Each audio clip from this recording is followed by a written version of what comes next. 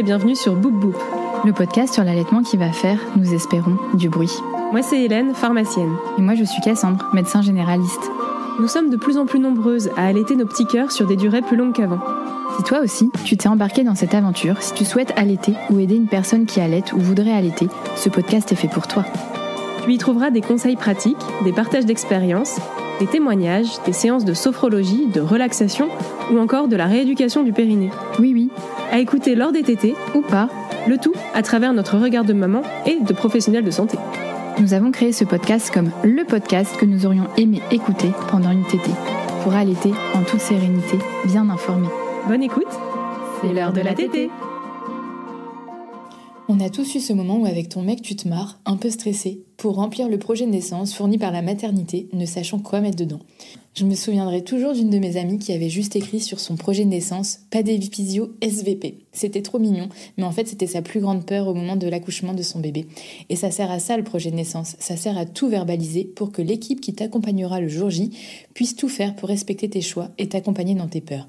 Car oui, elle a eu des points ma pote, mais elle a été accompagnée. Un projet de naissance est un document ou une démarche qui permet aux futurs parents d'exprimer leurs souhaits et préférences concernant le déroulement de l'accouchement et les premiers soins au bébé.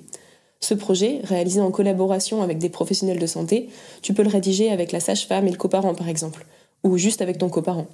Ça sert à guider l'équipe médicale tout en restant flexible face aux imprévus. Du coup, ça te prépare, ça te met dans l'ambiance et ça permet de discuter. Vraiment, eux, ils vont le lire et ils vont essayer de faire le maximum pour respecter ton projet de naissance. Mais c'est bien de toujours garder en tête que rien ne peut se passer comme prévu. Pour nous, il est important de préciser dans ce projet de naissance le projet d'allaiter ou non, pour que tout puisse être mis en œuvre pour respecter ce choix, ton choix. C'est l'heure de la tétée. Alors toi, Hélène, t'as mis quoi dans ton projet de naissance ?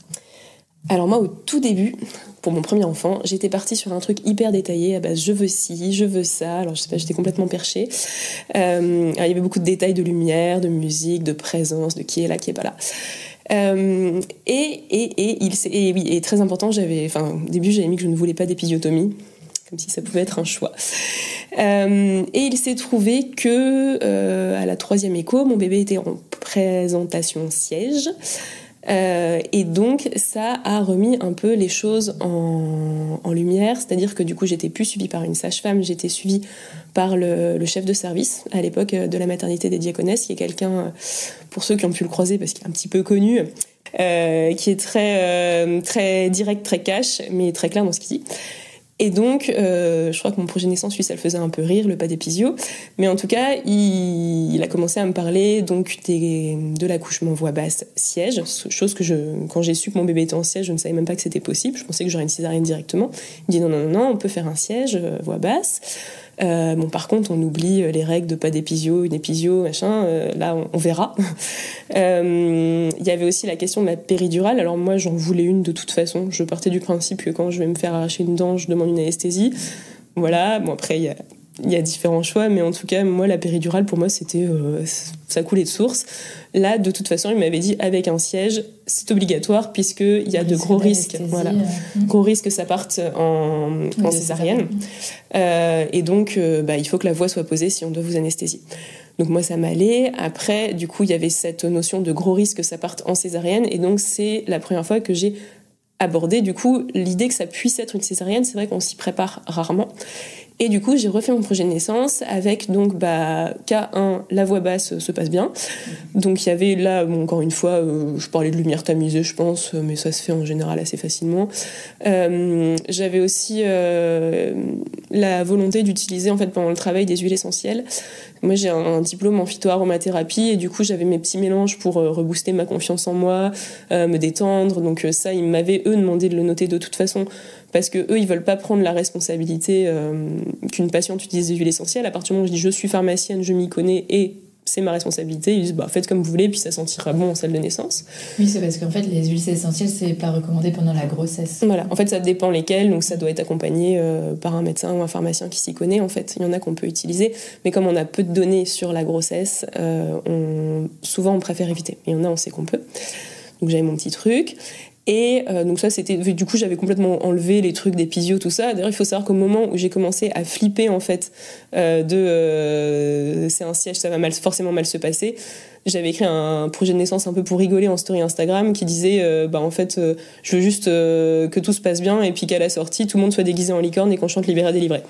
Voilà, c'était un peu pour la blague du projet de naissance, en mode où tu dis je veux, puis en fait tout n'est pas forcément réalisable. Après, tout peut se réaliser comme tu veux aussi. Après, je ne sais pas s'ils auraient bien voulu s'habiller en licorne. Mais voilà. Oui, et donc, il y avait le cas numéro 2 qui était la césarienne, puisqu'il y avait de forts risques que ça arrive.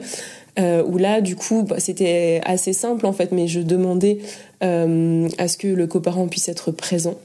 Je demandais à pouvoir faire une tétée d'accueil, on va y revenir. Alors là, du coup, j'avais eu l'occasion d'en discuter avec, encore une fois, le docteur Harvey.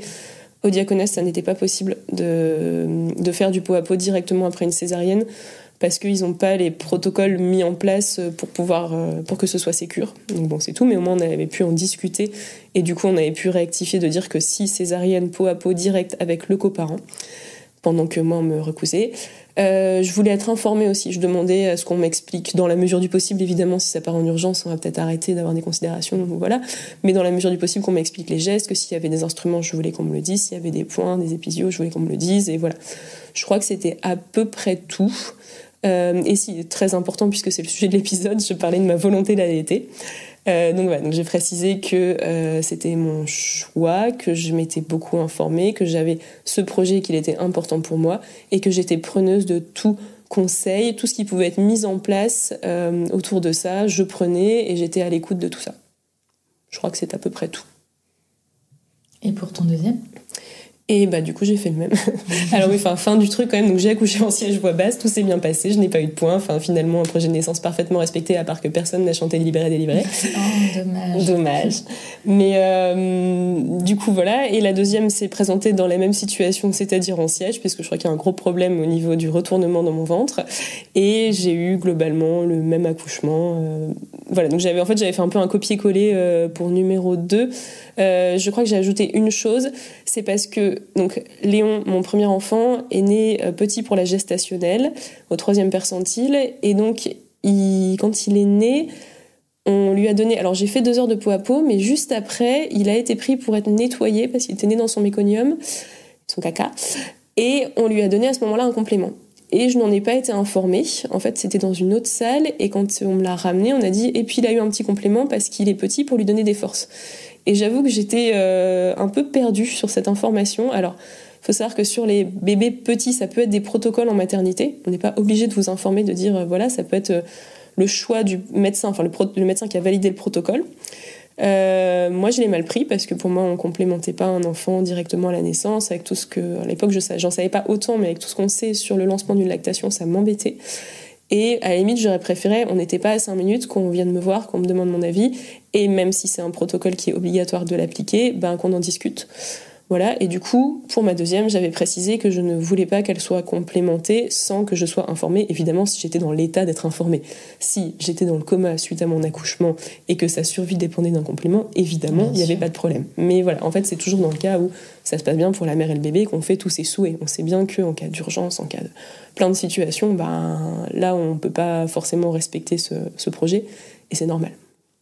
Et voilà, du coup, pour l'expérience de 2 accouchements qui se passent relativement bien, même s'il y a des petites déconvenues après. Et pour le coup, j'ai eu l'impression que ce projet de naissance a été, en tout cas, lu, écouté. Je sais qu'il était, que j'en avais parlé en amont avec les médecins, avec les sages-femmes. Je sais qu'il était dans mon projet parce que mon deuxième, ça s'est passé très vite, mais mon premier, j'ai eu le temps d'arriver à la maternité, de discuter. Et je sais que les sages-femmes qui sont venues me voir, les premières, m'ont dit, alors du coup, on a lu votre projet de naissance. Et vraiment, il y avait vraiment une notion de on a lu, on sait ce que vous voulez, bon maintenant on va faire ce qu'on peut, mais en tout cas voilà, on se sent écouté et c'est bien de le mettre par écrit et c'est bien de pouvoir en parler. Et du coup toi Cassandre, comment ça s'est passé pour toi le projet de naissance ? Alors moi c'était différent de toi. En fait pour Marin j'avais un projet de naissance plutôt physiologique qui s'est fini en code orange césarienne, donc rien ne s'est passé comme prévu, même si le principal c'était qu'on allait bien tous les deux. C'est quand même mon grand regret, mon premier accouchement par césarienne. Et donc, mon premier conseil, je pense, mais on va le redire au fil de l'épisode, c'est de rédiger vos souhaits concernant toutes les éventualités, parce que moi, j'avais pas mis éventuellement si une césarienne, parce que ça m'avait pas du tout effleuré l'esprit. Et je regrette de pas avoir mis, par exemple, présence du papa lors de la césarienne, parce que vu que c'était en code orange, mon mari, même s'il était médecin et du coup il savait à quoi s'attendre, il n'a pas pu rentrer dans la salle d'opération. J'ai rien pu voir, j'avais les bras attachés, il n'y a pas eu de peau à peau immédiatement, je lui ai juste fait un bisou à mon bébé et après il est resté tout seul avec des gens qu'il connaissait pas et que moi je connaissais pas au moins 10 minutes, tant qu'il retrouve son papa. Il n'y a pas eu de tété d'accueil, donc voilà, en préparant cet épisode, c'est vrai que j'ai relu mon projet de naissance physiologique et ça m'a fait un petit pincement au cœur, mais du coup pour mon deuxième bébé, c'était bébé 2, on savait pas le sexe. Le projet de naissance, en fait, vu que j'avais une césarienne il y a à peu près 1 an et qu'elle était en siège, c'était sûr que j'allais avoir une césarienne. Donc la césarienne était programmée, mais j'avais mis tous mes souhaits vu comment la première césarienne s'était passée. Et aussi, c'est quand même plus rassurant d'être dans un deuxième projet de naissance à rédiger parce qu'on sait que tout ne se passe pas comme prévu au premier. Et donc, on peut vraiment mettre tous nos souhaits et toutes les possibilités, éventualités qu'il pourrait y avoir. Donc, et du coup, je pense qu'on en reparlera dans un épisode vraiment sur la césarienne. Mais du coup, au deuxième, t'as pu faire du pot à pot directement ? Oui. Donc, j'avais écrit... de toute façon, on va le dérouler dans l'épisode, mais pot à pot, déjà d'être informé de tout, de ne pas avoir les bras attachés, de baisser le champ quand le bébé arrive, pour découvrir le sexe surtout.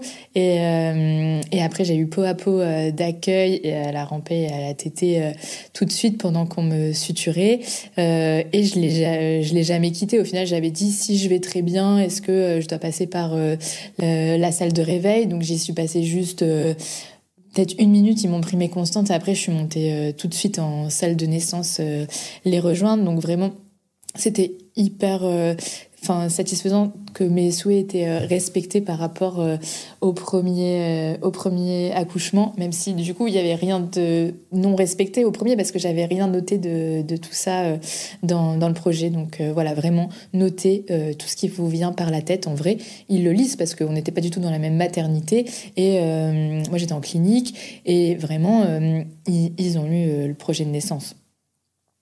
Et donc on en vient à pourquoi rédiger ce projet de naissance. Donc on l'a un peu déroulé dans notre expérience, c'est vraiment exprimer vos souhaits, même si ça n'est que des souhaits. C'est une manière de partager vos attentes et vos peurs concernant l'accouchement. C'est une manière vraiment d'en discuter, de mettre des mots. Moi je sais que en consultation, j'ose pas forcément des fois poser des questions et tout ça, ou dire j'ai envie de ça, ou voilà. Le fait de l'écrire, ça permet de le verbaliser et vraiment d'en discuter. Encore une fois, l'équipe soignante est là pour vous en fait et pour votre bébé. Donc faut pas en avoir peur. Il y a ces dernières années, un peu un truc autour des professionnels de santé, des naissances non respectées. Alors, on nie pas les violences obstétricales, on nie pas tout ça, mais globalement, déjà, il y a, je pense, une grosse remise en question côté... Oui, et on entend surtout ce qui va pas aussi, Ouais, carrément. Mais voilà, la plupart du temps, ça va bien. Et encore une fois, j'espère qu'en tout cas, il y a une grosse remise en question du corps médical autour de ça. Et du coup, moi, je n'ai eu que des enfants dans une époque un peu plus sereine, mais qu'on est plus dans l'écoute. On n'est plus dans l'époque où l'épisio était quasiment systématique, qu'on faisait le point du mari, des trucs horribles qu'on a pu lire ou entendre et qui sont vrais, hein. Mais voilà, aujourd'hui, faut pas avoir peur de l'équipe qui s'occupe de vous. Si vous en avez peur, vaut mieux changer de maternité. A priori, c'est qu'il y a quelque chose qui va pas. Et vraiment être dans la discussion et dans l'écoute des deux côtés. Oui, et le projet de naissance, on n'est pas obligé de le rédiger en une fois, en un bloc. On peut y revenir... je pense qu'on peut s'y mettre dès le 7e mois de grossesse ou même avant si on a déjà des envies, des peurs, et y revenir tout au long de sa grossesse jusqu'au jour J. Ouais. Et après, vraiment, encore une fois, c'est des deux côtés, parce que moi, je me rappelle aussi sur Instagram avoir vu des projets de naissance très directifs. Il y a un moment... c'est pas le Club Med non plus, quoi. C'était vraiment je veux ci, je veux ça. Quand je dis ma blague avec les licornes et chanter Libéré d'ivresse, c'est pas ça, mais c'est pas loin de ça sur certains trucs de... un peu lunaire, comme si c'était l'accouchement totalement prévisible, qui pouvait pas placer imprévu et qu'on pouvait en fait vraiment tout choisir de A à Z. Non, c'est pas ça non plus. Mais globalement, c'est vraiment plus pour créer un dialogue. Alors du coup, comment on fait pour rédiger ce projet de naissance ? Oui, on va vous donner quelques conseils. Moi, je pense qu'il faut rester simple et clair. Il faut utiliser des phrases courtes et positives. Vous pouvez même utiliser un petit peu d'humour, ça détendra tout le monde et au moins le personnel soignant saura que vous pouvez rigoler un petit peu et ça fait toujours du bien dans ces moments-là un peu stressants. Être réaliste, comme disait Hélène, non, ils vont pas se déguiser en licorne, hein, c'est des soignants et ils n'ont pas que nous en salle de naissance, donc vraiment être réaliste, concret. Et vous pouvez en discuter avec celles et ceux qui vous suivent durant toute la grossesse, donc sage-femme, gynéco, médecin traitant, doula si vous en avez une, pour pouvoir le modifier et ajouter des choses au fil des rendez-vous. Et eux qui vous disent si c'est possible ou pas, ou si on déconne complètement. Et aussi, c'est pas forcément à l'écrit. Tu peux faire une BD ou dessiner. On avait vu celui de Agathe Sorlet de Projet de naissance dessiné. Franchement, c'était super joli. Et je pense que ça touche et ça marque les soignants aussi. Agathe Sorlet, c'est une illustratrice qui fait beaucoup d'illustrations autour de la maternité. Et elle avait fait donc un super projet de naissance quand elle a eu son enfant, donc en format petite BD. Et je crois que ça a vraiment marqué l'esprit des soignants. Forcément, c'est trop cool, quoi. Et nous, ça nous avait marqué aussi, parce que ça fait un petit bout de temps, et c'est vrai, je m'en souviens aussi. Ouais. Et alors, qu'est-ce que peut inclure ce projet de naissance ? Tout. Alors, on peut parler de l'environnement, on en a un peu parlé tout à l'heure, mais on peut donner sa préférence pour un environnement calme, tamisé, avec de la musique. Après, si vous voulez accoucher sur du black metal, en fait, libre à vous, ça peut être mis là. On peut aussi, alors évidemment toujours dans la mesure du possible et que ça se passe bien, mais limiter les personnes présentes dans la salle d'accouchement. Donc déjà on va dire qui va vous accompagner, donc ça peut être le coparent, ça peut être bien de le préciser aussi si on est maman sola et qu'on se fait accompagner par quelqu'un, ça peut être une doula, ça peut être quelqu'un de la famille qui va vous accompagner, que le personnel ne soit pas surpris le jour J. Et j'y pense aussi d'ailleurs, mais encore une fois, quand ils font votre suivi, je pense qu'ils sont au courant, mais dans les couples homosexuels aussi, préciser tout ça pour pas avoir de mauvaises remarques, de mauvaises surprises, dire vraiment qui va vous accompagner. Il y a aussi des fois des personnes qui font venir des photographes, là évidemment, il faut en parler en amont et pas mettre les gens devant le fait accompli le jour J. Ouais, parce que pareil, donc je rebondis sur ça, c'est bien que tu dis ça, mais des fois on veut que notre doula elle soit avec nous. Et en fait, en général, la salle de naissance, c'est pas hyper grand et par mesure de sécurité. Et s'il se passe quelque chose au niveau de l'accompagnant, qu'une équipe puisse se détacher. Donc, on peut pas être à 5 accompagnants. En général, c'est un seul accompagnant par accouchement. Donc, essayez de voir si c'est possible déjà de ramener photographe ou doula ou autre accompagnant en plus du coparent. C'est vrai que depuis le Covid, en plus, c'est vrai que ça a encore réduit le nombre de personnes possibles, donc il faut vraiment en discuter en amont.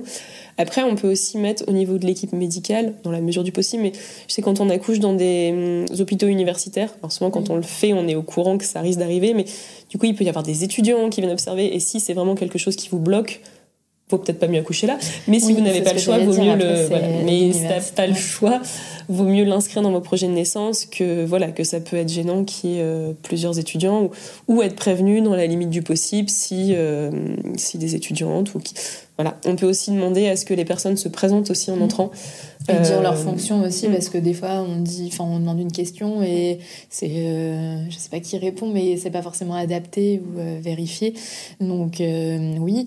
Après, en parlant d'étudiants tout ça, on peut demander aussi à limiter les touchés vaginaux parce que si ils sont à 5 étudiants à passer après la sage-femme au niveau du toucher vaginal, c'est pas hyper confort pour toi, ça on comprend complètement. En fait, t'as le droit de dire non, même aux touchés vaginaux tout court, t'as le droit de dire non. On peut dire aussi, par exemple, qu'on en souhaite le moins possible, même si, en vrai, normalement, on vous en fait le moins possible. Mais des fois, juste le mettre par écrit, c'est comme quand on dit que les gens doivent se présenter, ça paraît être la base, mais quand on est en train de gérer 3 accouchements, en même temps, on n'y pense pas forcément. Le fait de l'avoir lu, ça peut remettre sur terre, dire « Ah oui, c'est vrai, et entrer, je suis machin, la sage-femme », et voilà. Ça peut aider, et vous aider un peu à vous mettre dans votre cocon aussi, de ne pas avoir l'impression que vous êtes en train d'être géré au milieu de 2 autres femmes qui accouchent. Ouais, voilà, parce que pour accoucher sereinement, c'est vrai qu'on a besoin de l'environnement calme, tamisé, et d'être rassuré, coucouné. Et donc voilà, c'est vrai que la présentation, c'est la base. Après, donc, vous pouvez parler aussi de tout ce qui est gestion de la douleur. Moi, j'en ai parlé un peu avec mes huiles essentielles, mais vous pouvez dire que si vous voulez plutôt avoir recours au naturel pour la gestion de la douleur, ce qui n'empêche pas d'avoir recours au non naturel, c'est mon cas. Mais voilà, si vous souhaitez utiliser un ballon, faire des exercices de respiration, avoir accès au bain si c'est possible, Ça, vous pouvez le mettre de tout ce dont vous avez envie d'avoir avant de recourir à la péridurale, si vous souhaitez recourir à la péridurale. Comme ça, éventuellement, elles vont peut-être ils ou elles vont peut-être vous proposer d'autres choses avant de vous proposer cette péridurale. Ça peut être un plan.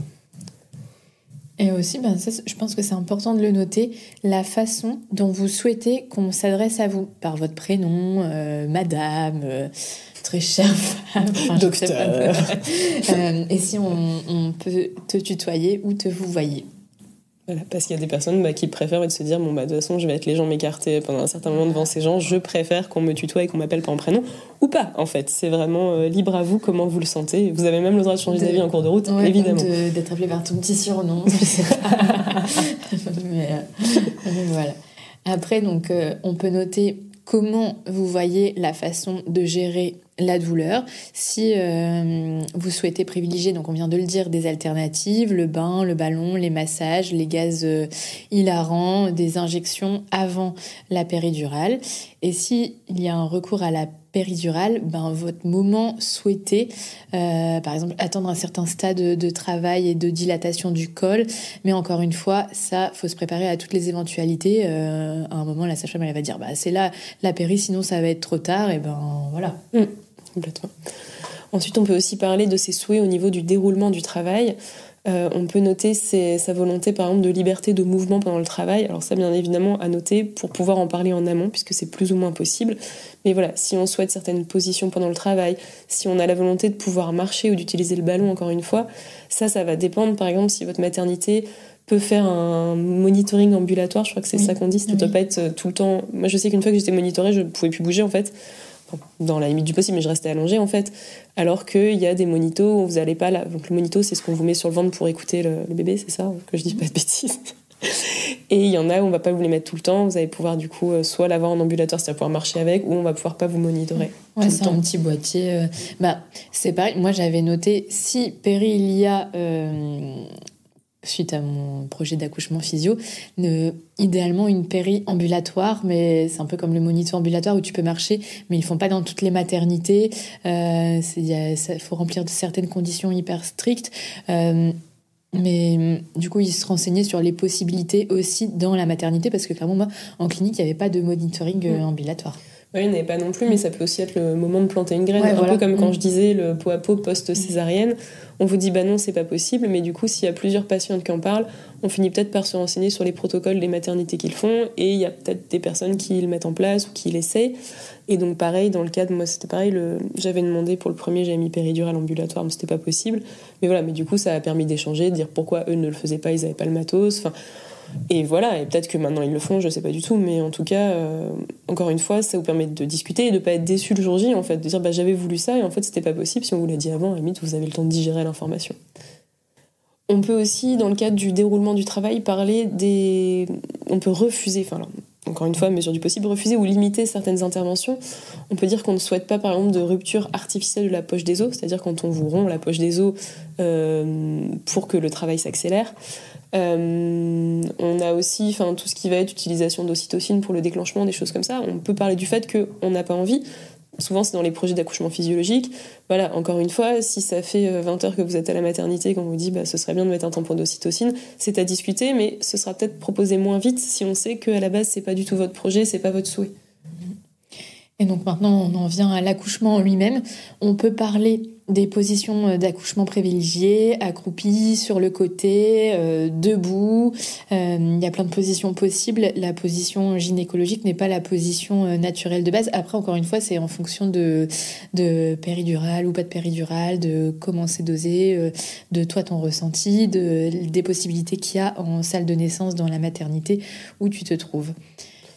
Ensuite, on peut demander d'éviter certains gestes qui sont invasifs s'ils sont non nécessaires. Encore une fois, aujourd'hui, quand on les fait, c'est souvent qu'ils sont nécessaires, mais on pense à l'épisio et au forceps. Et ça, je vous le dis, c'était mon cas de mettre je veux pas d'épisio, mais ça a été vraiment l'occasion d'en parler et qu'on m'explique pourquoi on fait une épisio et tout ça. Donc vraiment, j'en ai pas eu, mais vraiment le fait de le noter, ça a permis d'en parler. Et voilà, encore une fois, en général, si on a recours à cette solution-là, c'est que c'est nécessaire. Oui, on peut noter aussi, et ça ils le font de plus en plus, ils nous encouragent à le faire, c'est la participation active à la naissance, par exemple attraper son bébé ou suivre sa progression dans un miroir. On peut aussi demander si on veut que ce soit le coparent s'il est d'accord et si l'équipe est d'accord et ça se passe bien, qui réceptionne le bébé. Donc vraiment d'être actif de la naissance de son bébé si ça vous intéresse ou pas. Moi je sais que j'avais pas trop envie, mais il y a plein de femmes qui le font et qui disent que c'est super. Peut-être pour ton 3e enfant. Ensuite, il y a autre chose qu'on retrouve pas mal dans la littérature et du coup il y a de plus en plus de personnes qui le demandent, c'est de faire un clampage tardif du cordon. Donc c'est-à-dire en fait de pas couper le cordon tout de suite, de le laisser battre entre guillemets pour vraiment que le bébé reçoive les derniers millilitres du placenta. Voilà, ça encore une fois ça se discute. Il y a des maternités qui vont dire oui, des maternités qui vont dire non, mais au moins le fait d'en avoir parlé, ça peut permettre de se mettre un peu dans les études, de voir ce qui est bénéfique ou pas, de pourquoi on dit non, et encore une fois des fois de remettre en question des vieux protocoles en fait. Donc c'est une petite piste. Ouais, c'est vrai que les vieux protocoles, je pense qu'ils sont faits déjà par des hommes et qui sont faits pour gagner du temps au personnel soignant. Alors que maintenant, on est plus dans le physiologique, dans l'écoute du patient, dans le respect du patient. Et c'est vrai que noter tout ça, si tout le monde le note, je pense qu'on peut améliorer les accouchements de tout le monde. On peut aussi demander si on veut faire l'empreinte du placenta. Mais en vrai, j'ai vu des photos, c'est beau, ça fait un petit arbre. Il y a des sages-femmes ou des auxiliaires qui font ça trop bien. C'est super beau. Pareil, ça m'est pas trop passé par l'esprit, mais il y a des gens qui veulent vraiment garder un souvenir de cet organe en fait, qui a nourri votre bébé pendant 9 mois. Et du coup, voilà. Et c'est vrai qu'il y a des hôpitaux qui proposent de le faire. Et s'ils ne le proposent pas, encore une fois, ça peut être l'occasion de se re-questionner. Si quelqu'un se sent un peu l'amartiste de le faire, se mettre à faire ça pour les mamans. C'est à ce moment-là qu'on peut écrire dans le déroulement de son projet de naissance. Si césarienne, moi je vous conseille de noter présence du papa, playlist que vous aviez préparée, ça mettra l'ambiance dans le bloc, abaisser le champ lors de l'extraction du bébé si vous voulez voir, liberté des bras parce qu'en fait souvent on vous attache les bras pour pas que vous agrippiez le champ, que vous déstérilisiez la zone, etc. Mais si vous dites franchement je vais pas le faire, libérez-moi les bras pour pouvoir accueillir le plus rapidement possible quand le bébé arrive et lui faire des câlins. Peau à peau d'accueil immédiat lors des sutures et tétés d'accueil au bloc si c'est possible. Parfois, il y a un refus car la température est basse et la position allongée est non sécure. Il y a des risques de chute du bébé si toi, tu as encore des gros effets de l'anesthésie. Parce que oui, aussi, la péridurale, en fait, elle peut être hyper dosée et diffusée. Enfin, c'est moi, ce qui s'est passé, c'est qu'en fait, à mon premier, j'étais même anesthésiée au niveau des bras. Donc vraiment, c'est au cas par cas. Bien sûr, ils vont pas te donner le bébé dans les bras si tu n'arrives plus à bouger tes bras. Donc voilà, faut vraiment être paré à toutes les éventualités. Ouais. Après, voilà, faut savoir que jusqu'à récemment, c'était non systématique pour cette demande. Et il y a typiquement la maternité Jeanne de Flandre, qui est toujours un peu précurseur dans le Nord, à Lille, de tout ça, qui ont dit comment on peut faire pour mettre en place du pot à pot post-césarienne directement, parce qu'on sait que le pot à pot c'est important, on en a déjà parlé. Donc ils ont fait plusieurs essais de protocole et ils ont fini par en valider un, parce que du coup il fallait répondre à la question de il fait froid. Alors, on sait que si on met le bébé sur sa mère, il régule sa température. Donc ils ont fait des essais aussi avec des couvertures chauffantes, mais finalement je crois que ça n'a rien donné. Donc juste mettre le bébé sur sa mère avec une couverture. Et le problème de la position complètement allongée, en fait, ce qu'ils ont fait, c'est qu'il y a une auxiliaire qui vient aider la mère qui vient soutenir la mère et le bébé pour pas qu'il tombe. Et du coup, ça permet en fait vraiment de faire ce pot à pot et cette tétée d'accueil pendant que la mère est recousue. C'est bon pour le lien d'attachement, c'est bon pour l'allaitement, c'est bon pour plein de trucs. Donc, si c'est possible dans une maternité, a priori, c'est possible dans les autres, mais c'est juste qu'il faut s'informer et mettre en place des protocoles. Oui, moi, pour Simone, c'était ça. Et en fait, il y avait mon mari qui était là et il y avait la sage-femme qui était de l'autre côté. Et vraiment, ça s'est bien passé. Et aussi, j'ai oublié de dire dans les éventualités, donc s'il y a une césarienne, moi, si j'ai un 3e, mon rêve, c'est la césarienne extra-péritonéale. En fait, c'est-à-dire que... Hélène, elle rigole, mais voilà. Je sais pas de quoi elle parle. C'est en fait, t'es active de ta césarienne, tu vas souffler pour extraire ton bébé. Okay. Tu vas souffler et donc pousser pour extraire le bébé. Donc c'est un peu comme si tu poussais comme par voie basse pour extraire le bébé, mais ils le font pas encore partout.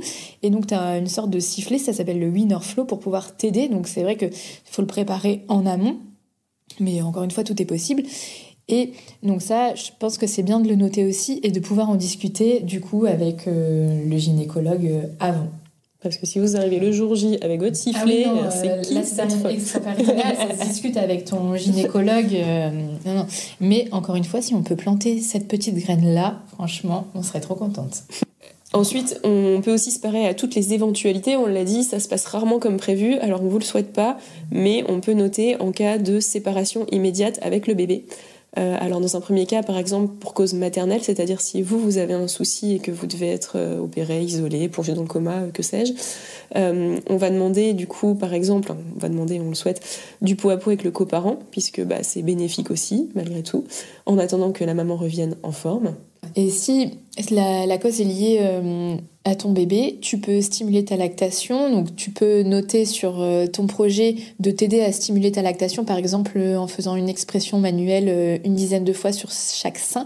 Et si tu l'as jamais fait, que quelqu'un puisse te montrer. Et aussi demander à être informé régulièrement de l'état de santé de ton bébé. Ça, je pense que c'est primordial de le noter. Après, ils le font spontanément. Et donc on l'a dit plusieurs fois, mais on écrit noir sur blanc si on veut allaiter ou pas, parce que là on parle d'allaitement, mais si vous ne souhaitez pas allaiter, c'est bien aussi de le noter dans le projet de naissance. On sait qu'on est dans un mood pro-allaitement ces dernières années et c'est super pour nous, mais des femmes qui ne veulent pas allaiter, des fois elles peuvent ressentir une grosse pression en fait. À la naissance du bébé, on va dire mais si, faites quand même la tétée d'accueil, et on peut ne pas vouloir allaiter pour plein de raisons, on n'a pas à le justifier. Ça peut être des fois psychologiquement très dur. Et du coup, si on peut se passer de cette culpabilité du professionnel soignant qui, en voulant bien faire, en fait, vous gonfle profondément, voire vous met des triggers, en fait, il faut le noter. Donc, noter je veux allaiter et je souhaite qu'on m'accompagne. Je ne souhaite pas allaiter. Encore une fois, du coup, ça peut être l'occasion d'en discuter de pourquoi, et voilà. Et comme ça, l'équipe soignante vous accompagnera au mieux. Mais vraiment le noter, puisque ça sert à rien de se faire du mal avec ça. Et donc là, on rentre dans le vif du sujet de l'allaitement. Qu'est-ce qu'on note dans le projet de naissance ? Donc, on peut noter que l'on veut pratiquer immédiatement du pot à pot avec le bébé. Je pense que si on ne l'a pas répété une fois, on ne l'a pas répété 100 fois depuis le début de nos épisodes. Mais si tous les feux sont au vert pour la maman et le bébé, on y va, pot à pot, pot à pot, pot à pot. Mais si il y a une complication du côté de la maman, le coparent pourra faire le pot à pot. Voilà, on demande qu'il y ait une prise en charge minimale pour favoriser la mise au sein précoce, mais pas forcée évidemment. On ne doit pas vous mettre le sein dans la bouche de votre bébé. On vous laisse tranquille en pot à pot d'accueil. Et on demande vraiment le respect, d'avoir le temps en fait que le bébé puisse venir téter. Ce qui est conseillé, c'est 2 heures de pot à pot, mais ça, c'est un minimum en fait. Si la maternité peut vous en proposer plus, en fait, prenez et donc le notez. Je veux faire le plus de pot à pot possible. Si on peut me laisser tranquille jusqu'à, j'en sais rien, que je vous le dise, voilà, ça peut être à noter. C'est bien aussi, alors je sais pas si on a déjà parlé de recueil anténatal du colostrum, on va faire un épisode spécial là-dessus, mais on peut recueillir son colostrum avant d'accoucher et faire des petites réserves. Et donc si on souhaite faire ça et donner ce colostrum qui a été recueilli précédemment, il faut informer l'équipe, puisque pareil, il y a des protocoles, ça peut être refusé pour des questions de chaîne du froid ou de choses comme ça. Donc vraiment en parler en amont, laisser des fois aussi même à l'équipe le temps de digérer cette information de je suis arrivée avec du lait, je veux le donner. Et voilà, donc on informe l'équipe en amont. Donc ça, encore une fois, c'est dans le projet de naissance. Et donc on en a parlé, mais pour les premiers soins du bébé, on n'est pas obligé de les faire immédiatement, donc c'est bien de l'écrire. Si on veut faire du pot à pot avant qu'il soit nettoyé, habillé, etc., on le précise.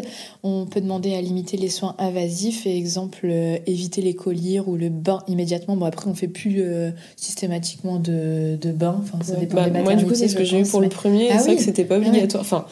Bon, il dit vraiment né dans son caca a priori, mais du coup, j'avais rien demandé. C'est vrai qu'on me l'a pris pour le laver. On me dit, c'est bon, vous la lavez. On me l'a emmailloté, mais c'était un truc. Il avait l'air bien, il était au chaud et tout, mais il était vraiment avec 6 couches sur lui. Et c'est vrai qu'il y a eu toute cette histoire que derrière, j'ai attendu, 24 à 48 heures avant de le mettre en pot à pot parce que je ne savais pas quoi faire de ça, en fait. Il était tellement enroulé, là. Ouais, j'ai encore vu là sur les réseaux un gynéco qui avait tendu un bébé tout emmailloté à sa maman comme ça, et la maman elle était là, what the fuck quoi. Enfin, non, ça, notez-le bien, le pot à pot. Parce que du coup, moi ça me dérangeait pas qu'il soit un peu sale, et en fait, limite, je l'aurais lavé, ou enfin voilà, en fait, là, son premier bain, il a été fait sans moi, enfin, c'était rapide, enfin, après, dans mon esprit, mais. Ouais, il y a eu ce côté, on l'a lavé, on l'a emmailloté, on lui a donné un biberon. C'était vraiment... Ah oui, ouais, cadeau. Mais c'était vraiment cracra, plein de caca, mais tu peux le frotter, tranquille, quoi. Je suis partie, encore une fois, j'étais allongée à ce moment-là, parce que, ou le papa, quoi. Machin, mais je crois qu'il avait été avec, mais encore une fois, je suis pas tout à fait sûre de tout ça. Tu te souviens plus. Et donc, on peut aussi, dans cette lignée, demander de reporter les soins non urgents du bébé pour faire full pot à pot. Ah, mais on l'a jamais dit ça, le pot à pot. Non, je trouve que c'est un conseil un peu secret. Et donc, le pot à pot, à quoi ça sert en fait? C'est à favoriser ta lactation et le réflexe de succion de ton bébé, et à renforcer ce lien mère-bébé, à le créer et le renforcer. Donc vraiment, nous, c'est notre conseil principal, et franchement, vous pouvez le noter à toutes les lignes. C'est pour ça qu'on insiste lourdement. Mais... Parce qu'en fait, là, oui, pareil, on a toutes les deux accouché dans des maternités assez flex, mais il y a des maternités qui sont pas encore à jour et qui ont pas encore ces trucs de faire du pot à pot pendant 2 heures et tout ça, donc c'est bien de noter. Moi, c'est aussi. Vrai que c'est une clinique amie des bébés où j'avais accouché, et ça, c'était direct dans leur flyer de début. Ils marquent, nous, et puis sur toutes les affiches, c'est pot à pot, pot à pot, pot à pot. Donc si t'avais pas compris, il faut le faire. Mais voilà.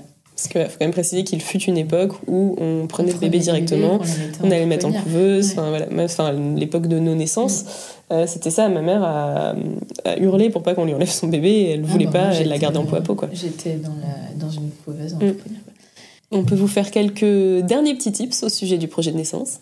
Oui, alors déjà, pensez à apporter 2 copies du projet, une pour l'équipe médicale et peut-être une pour vous. Bon, même si je pense que tu seras au taquet et que tu sauras tout par cœur, peut-être que ton coparent moins. Je vise personne, coucou le mari. Mais vraiment, ça peut être bien d'en prendre 2 et de le présenter à tous les professionnels de santé qui s'occupent de vous. Genre, tu peux faire des flyers et te le tatouer sur le corps. Après, moi, le mien, il avait voulu vraiment trop bien faire, il avait trop bien lu. Et donc, en fait, il avait une mission dans le truc, c'est qu'il devait me mettre un mélange d'huile essentielle toutes les demi-heures dans le bas du dos, et me mettre du pchit d'eau thermale sur la tête. Sauf qu'en fait, j'ai eu des accouchements très rapides. Du coup, il y a un moment où il était bon, alors je t'en mets et tout avec son pchit. Je disais mais non, mais là j'accouche en fait. Donc voilà. Donc bon, il avait pas compris le concept de inattendu, mais c'était mignon. On garde bien sûr, encore une fois, on vient de le dire, qu'un accouchement c'est inattendu et c'est imprévisible. Le projet c'est un guide, mais la sécurité de la mère et du bébé reste évidemment prioritaire. Donc dites-vous aussi que le projet de naissance ça peut être modifié à tout moment de la grossesse et également à tout moment du travail, que ce soit par vous ou par l'équipe soignante. Oui, on peut en discuter lors de la consultation du 8e mois avec la sage-femme ou le gynécologue. C'est un peu la grosse dernière consultation avant le DID. Et dernier conseil, mais ça en plus ça dépend des maternités, mais vous pouvez l'écrire plutôt sur une feuille vierge ou sur votre ordi que vous imprimez, plutôt que sur le document pré-rempli de la mater, parce qu'il laisse peu de place pour s'exprimer et il faut juste cocher des cases. Moi, clairement c'était le cas, et il y avait juste 2 petites lignes pour marquer ce qu'on voulait. Donc là vraiment je pense que libre à toi, tu prends ta plus belle plume, ton plus beau papier et t'y vas. On peut se dire qu'un projet de naissance bien rédigé, ça va te permettre de vivre un accouchement et un début d'allaitement plus serein. Et venez, on plante des petites graines toutes en disant qu'on veut plus de péri-ambulatoire, plus de monitoring ambulatoire et plus de césarienne extra-péritonéale. Et du pot à pot après les césariennes au bloc directement. Voilà. C'était l'heure de la tétée. N'hésite pas à noter ou commenter notre podcast et à le partager pour que Boub Boub soit écouté par des mamans qui allaitent ou futures mamans qui souhaitent allaiter pour pouvoir allaiter en toute sérénité, bien informées. C'était l'heure de la tétée.